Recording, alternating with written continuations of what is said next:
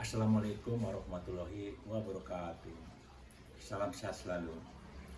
Yuk kita sabring santap berita ringan hari ini tanggal 5 Januari 2021. Sebagaimana kita ketahui, di penghujung Desember 2020 lalu, masyarakat atau warga yang penggemar makanan tahu tempe sempat dihebohkan karena langkanya menu tahu tempe di warung Tegal atau di gorengan-gorengan di Jakarta maupun kota-kota besar lainnya. Pasalnya karena pengrajin tahu tempe mogok bekerja. Kenapa mereka mogok bekerja? Karena harga kedelai impor naik cukup signifikan. Pemicunya adalah karena meningkatnya permintaan dari negara Cina sampai 2 kali lipat dari tahun sebelumnya. Kenaikan harga tersebut, harga kedelai impor tersebut bisa mencapai sampai 35%. Nah, disinilah ironinya. Indonesia sebagai negara tempe, negara yang masyarakatnya penggemar makan tempe dan tahu, di mana sebagai konsumen terbesar kedua di dunia setelah negara Cina, ternyata mayoritas bahan bakunya atau kedelainya berasal dari impor. Menurut Kementerian Perdagangan, harga kedelai impor saat ini tercatat sebesar Rp9.200 hingga sampai Rp10.000 per kilogram. Padahal harga kedelai sebelumnya berkisar di antara Rp6.500 sampai Rp7.000 per kilogram. Menurut Kementerian Perdagangan, harga kedelai impor saat ini tercatat sebesar Rp9.200 hingga Rp10.000 per kilogram. Padahal harga sebelumnya berkisar sekitar Rp6.500 sampai dengan Rp7.000 kilogram. Kemudian BPS juga mencatat, atau Biro Pusat Statistik mencatat, bahwa impor kedelai Indonesia sepanjang semester 1 2020 mencapai 1,2 juta ton atau senilai Rp7,52 triliun. Sedangkan 1,14 juta atau 90% kedelai impor tersebut berasal dari Amerika Serikat. Lalu pertanyaannya, bagaimana peran Kementerian Pertanian untuk mencukupi kebutuhan dalam negeri dari produksi kedelai lokal?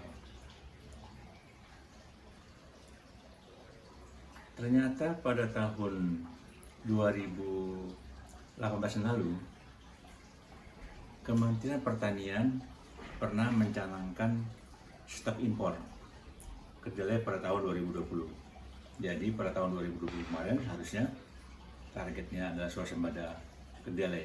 Itu menurut Kementerian Pertanian yang mereka canangkan.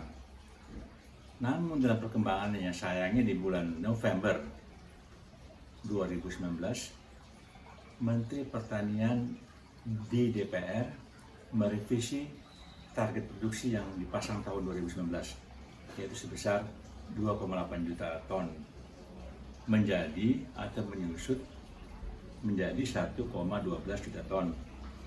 Hal ini disebabkan hingga Oktober 2019, produksi kedelai baru mencapai 480.000 ton.